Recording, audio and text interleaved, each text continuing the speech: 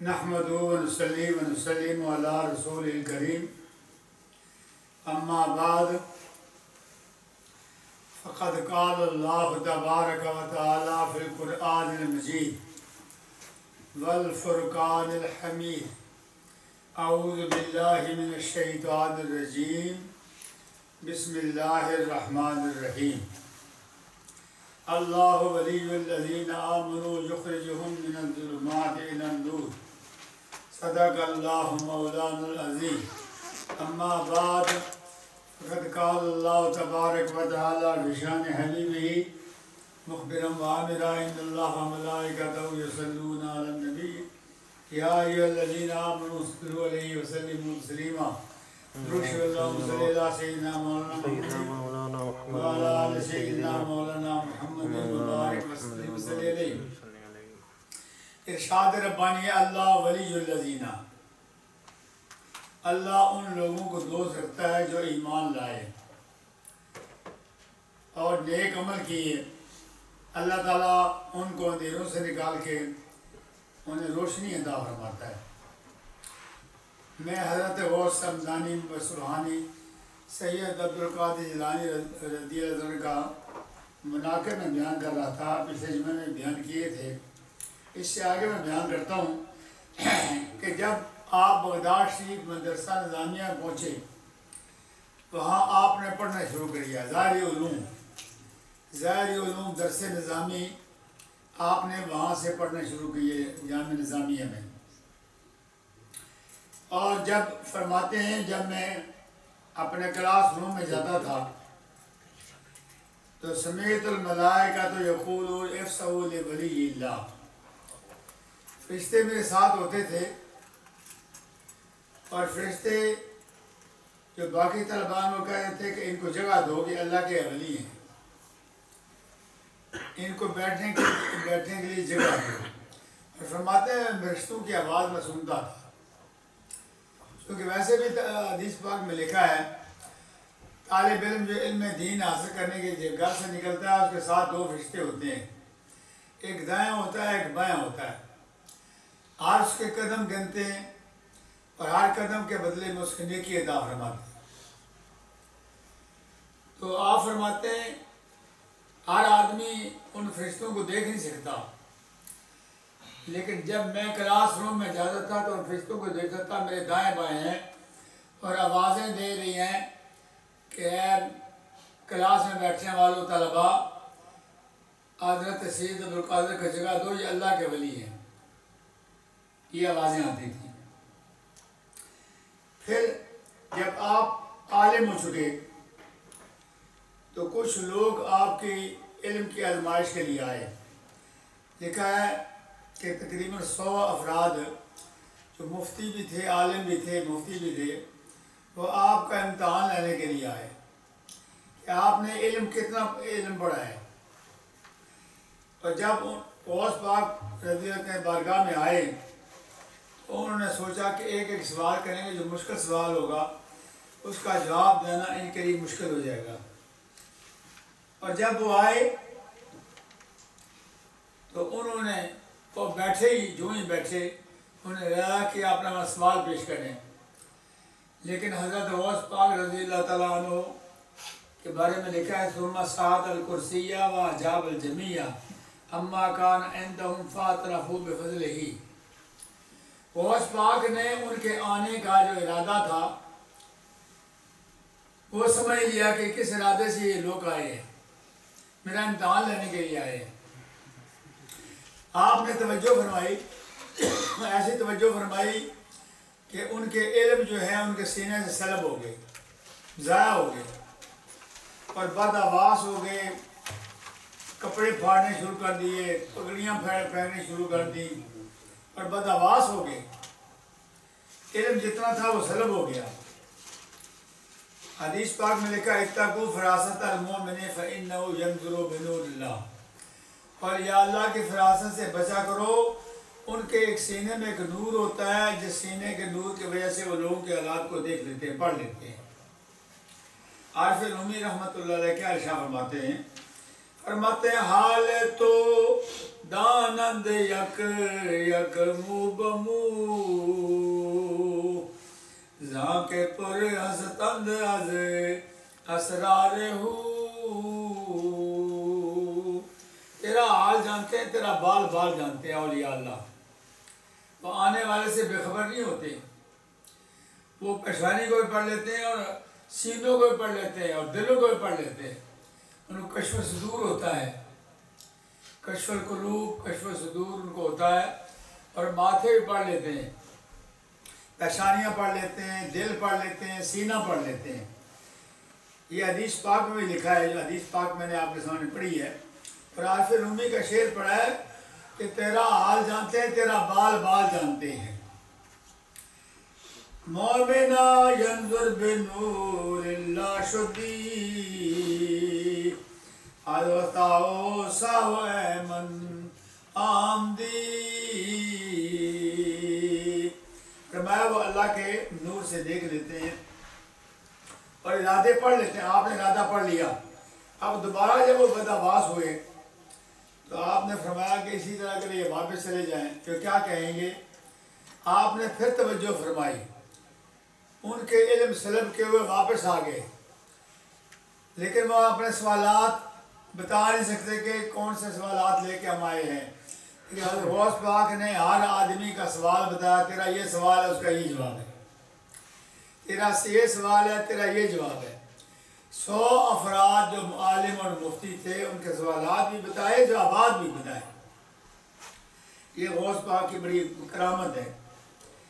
حضرت غوث پاک رضی اللہ تعالیٰ عنہ فرماتے ہیں، میں عالم بیداری کا واقعہ ہے کہ دوپہر کا وقت تھا اور میں جاگ رہا تھا. آنکھیں میری کھلی ہیں، میں جاگ رہا ہوں.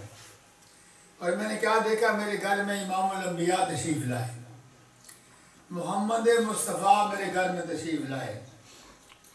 اور میرا گھر روشن ہو گیا، منور ہو گیا، معطر ہو گیا. میں تعظیماً کھڑا ہو گیا. اور آپ نے فرمایا، اے سید عبد القادر جیلانی، اب لوگوں کے سامنے آپ بات کیا کریں. آپ عالم بن گئے ہیں، علم دین آپ نے پڑھ لیا ہے، بغداد شریف میں جا کے لوگوں کے سامنے باز کیا کریں. تو آپ نے عرض کیا کہ حضرت میری زبان فارسی ہے، ان کی زبان عربی ہے. میں فارس سے آیا ہوں، میری جو مادری زبان ہے وہ فارسی ہے، عربی زبان نہیں ہے. لیکن یہ بڑے بڑے فصاح بلغاء خطیب یہاں موجود ہیں، ان کے سامنے میری کیا مجال ہے کہ میں بات کروں. تو سید الانبیاء امام الانبیاء نے ارشاد فرمایا، افتح فاقہ، افتح فاقہ. اے سید عبد القادر جیلانی، اپنا منہ کھولیے. آپ فرماتے ہیں میں نے اپنا منہ کھولا تو 7 مرتبہ حضور نے لعاب دہن میرے منہ میں ڈالا. تھوک مبارک، لعاب دہن 7 مرتبہ ڈالا اور مجھے انشاء صدر ہو گیا، میرا سینہ کھل گیا. آپ غائب ہو گئے. تھوڑی دیر کے بعد کیا دیکھا؟ امام الاولیاء، منبع ولایت حضرت علی مرزا تشریف لائے. یہ جملے ارشاد فرمائے. تو آپ نے فرمایا منہ کھولیے. جب منہ کھولا تو آپ نے 6 مرتبہ لعاب دہن ڈالا. اور آپ نے یہ بھی ارشاد فرمایا، چونکہ ابھی امام الانبیاء نے 7 مرتبہ آپ کے منہ میں لعاب دہن ڈالا تھا اور میں نے 6 مرتبہ ادبن ڈالا ہے. 7 مرتبہ نہیں ڈالا، 6 مرتبہ ڈالا ہے. آپ فرماتے ہیں 6 مرتبہ لعاب دہن ڈال کے پھر ایک جو خلت تھی وہ مجھے عطا فرمائی، جبہ عطا فرمایا. اور حضرت نبی کریم سے فرمایا، حاضر خیلات و نہ حضرت علی مرزا نے، حضرت علی مرزا نے فرمایا، حاضر خیلات و ولایت کا مخصوصاً بالقطبیت علی الاولیاء. کہ آپ کو میں جبہ مبارک دے رہا ہوں، خلت دے رہا ہوں کہ آپ تمام اولیاء اللہ ہیں، ان کے کتب ہیں، ان کے غوث ہیں، ان کے کتب ہیں. حضرت فرماتے ہیں، تو ہے وہ غوث کہ ہر غوث ہے شہدا تیرا، تو ہے وہ غیث کہ ہر غیث ہے پیاسا تیرا. فرماتے ہیں اس وقت میں انشراح صدر ہو گیا، میرا سینہ کھل گیا اور مجھے علم لدنی میں نے حاصل کر لیا، علم لدنی۔ فرما سیدوں عالی نسب در اولیاء، ہر نور چشم مصطفیٰ و مرتضیٰ، اپنا اپنا ایک انداز ہے۔ انہوں نے فرمایا آپ سید بھی ہیں اور عالی نسب ہیں اور امام الاولیاء ہیں۔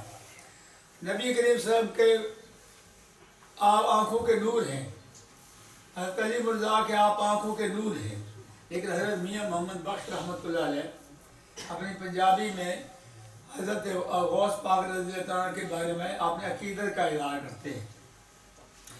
آپ فرماتے آل نبی اولاد علی دی سیرت شکل انہاں دی نام لیاں لک پاپ نہ رہندے میل اندر دی جان دی۔ یہ میاں صاحب کا عقیدہ ہے کہ غوث پاک کے نام لینے سے گناہ معاف ہوتے ہیں اور بڑی شان ہے۔ آل و نبی اولاد علی دی سیرت شکل انہاں دی نام لیاں لکھ پاپ نہ رہندے میل اندر دی جان دی۔ یہ حضرت غوث پاک رضی اللہ تعالیٰ عنہ ہیں، ان کے اتنا بڑا مقام ہے۔ آپ نے ایک دن جب بغداد شریف میں جو جامع مسجد تھی اس میں واعظ فرما رہے، حضرت غوث پاک رضی اللہ تعالیٰ عنہ بغداد شریف کی جامع مسجد میں واعظ فرما رہے اور سامعین ہزاروں کے تعداد میں ہیں۔ ان میں ایک ولی کامل علی بن حیتی بھی موجود ہیں، وہ بھی آپ کا واعظ سن رہے ہیں۔ اور تھوڑی دیر گزری آپ بات فرما رہے ہیں، علی بن حیتی جو بزرگ ہیں انہوں نے اپنی ظاہری آنکھیں بند کر لی،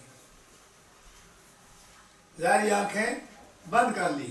لوگوں نے سوچا یہ سوچ رہے ہیں، لیکن غوث پاک رضی اللہ تعالیٰ عنہ ممبر سے نیچے اترے، ممبر سے نیچے اترے، علی بن حیتی جو بزرگ ہیں ان کے سامنے اب قیام کی صورت میں ہاتھ باندھ کر کھڑے ہو گئے۔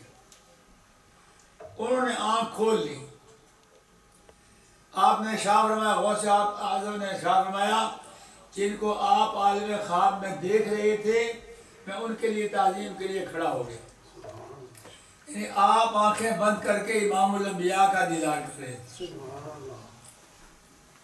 امام الانبیاء کا دیدار کر رہے تھے۔ میں آپ کی تعظیم کے لیے یہاں کھڑا نہیں ہوا، ان کے لیے کھڑا ہوا جن کو آپ خواب میں دیکھ رہے تھے، آنکھیں بند کر کے دیکھ رہے تھے۔ علی بن حیتی بھی اپنے وقت کے غوث ہیں، فرماتے ہیں من در عالم خواب دیدم تو عالم بیداری دی۔ فرق یہ ہے کہ میں بھی دیکھ رہا تھا اور آپ بھی دیکھ رہے تھے، میں آنکھیں بند کر کے دیکھتا تھا، آپ آنکھیں کھول کے دیکھتے تھے۔ آپ کی آنکھیں کھلی ہیں، حضور کا دیدار کر رہے ہیں، واعظ بھی کر رہے ہیں، اور میں آنکھیں بند کر کے دیدار کر رہا ہوں۔ دل کے آئینے میں ہے تصویر یار، جب ذرا گردن جھکا لی دیکھ لی۔ اسے کہتے ہیں مراقبہ، مراقبہ تم کہتے ہیں گردن کو، گردن جھکانے کا نام ہے مراقبہ، کہ اپنے شیخ کا پورا تصور کر کے اپنے سینے میں لے آؤ اور یہ سمجھو شیخ کے سینے سے میرے سینے میں فیض آ رہا ہے، اس کا نام ہے مراقبہ۔ تو فرماتے ہیں وہ مراقبہ کر رہے تھے اور مراقبے میں نبی کریم صلی اللہ علیہ وسلم کا دیدار کر رہے تھے۔ اور حضرت پیر سید میر شاہ رحمۃ اللہ علیہ کو جب دیدار ہوا، عالم خواب میں دیدار ہوا کہ آپ نے ایک مقام ہے جس مقام پر آپ نے سنتیں چھوڑ دی، حج کے لیے آپ تشریف لے گئے تھے، عشاء کی سنتیں چھوڑ دی۔ نبی کریم صلی اللہ علیہ وسلم نے جھڑک دی، ارشاد فرمایا اے سید میرے عشاء، آپ میری اولاد میں سے ہو کے آپ نے عشاء کی سنتے غیر موقع سمجھ کے چھوڑ دی ہیں، تو آپ کو چھوڑنی نہیں چاہیے کیونکہ میری اہل بیت اطہار میں سے ہیں۔ تو اس وقت جب حضور کا دیدار ہوا تو اس وقت یہ دعا فرماتے اے صورت شالا پیش نظر، رہ وقت نذاتے روزے اشر، بچ قبر تے پل تھی ہو سی گزر، سب کھوٹیاں تھی سن تد کھریاں۔ آپ ارشاد فرماتے ہیں کہ 4 موقع کے لیے آپ دعا فرماتے ہیں، یا اللہ جب میں مروں تو حضور کا دیدار ہو، دید ہوتی رہے، دم نکلتا رہے۔ یا رسول اللہ جب میں مروں، دنیا سے جاؤں، انتقال کروں تو آپ کا دیدار ہو، جب میں قبر میں پہنچوں تو آپ کا دیدار ہو، جب میں حشر میں ہوں تو آپ کا دیدار ہو، جب پرسرات سے ہم گزر رہے ہوں تو آپ پرسرات کے کنارے سر مسجود ہوں گے، اس وقت بھی آپ کا دیدار ہو۔ اب شعر سنو۔ فرمایا ایا صورت شالا پیش نظر، رہ وقت نذات روز عشر، وچ قبر تے پل تھی ہو سی گزر، سب کھوٹیاں تھی سن تد کھریاں۔ اس کے لیے دعا فرمائی تو اللہ تعالیٰ مجھے اور آپ کو عمل کرنے کی توفیق عطا فرمائے۔ اب یہاں تک میں نے واعظ مکمل کیا ہے، آنے والے جمعہ پر پھر انشاءاللہ حضرت غوث حمدانی محبوب سبحانی سید عبدالقادر جیلانی رضی اللہ عنہ کے مناقب میں بیان کرنے کو کروں گا۔ اللہ تعالیٰ مجھے اور آپ کو عمل کرنے کی توفیق عطا فرمائے۔ حضرات سنتے ہیں، اللہ فرمائے۔